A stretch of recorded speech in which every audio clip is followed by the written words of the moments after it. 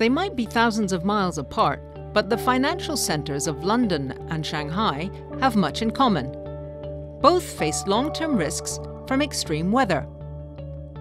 The Royal Institute of International Affairs at Chatham House in London has studied the threat to financial centres.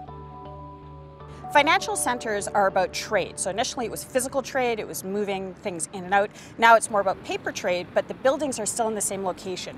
They're on coastlines, which means they're more likely to get hit by flooding, by storm surges. They're incredibly vulnerable to environmental change. The UK's Environment Agency is about to award a £350 million contract to bolster London's flood defences.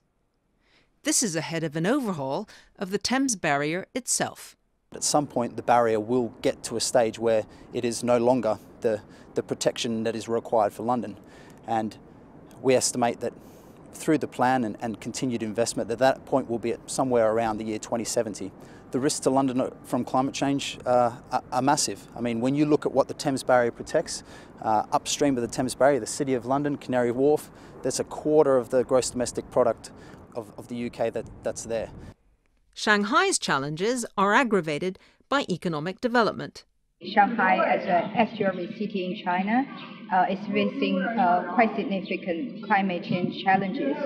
According to our study, sea level rise, seawater intrusion, typhoon, and coastal erosion are the main challenges that Shanghai is facing.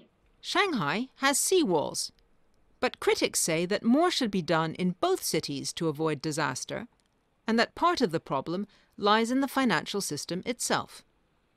The problem with the location of the financial centers is that they haven't been insured properly. The risk hasn't been properly assessed. It's been distorted, it's been disguised, it's been discounted. So the actual risk of being in that location isn't reflected in the insurance costs. So there's no logical reason to move if you're not paying what it actually costs to be in a vulnerable location. London has just glided through the driest September since 1910.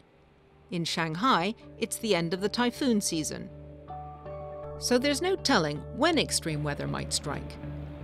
What is clear is that financial centres have much work to do to mitigate its effects.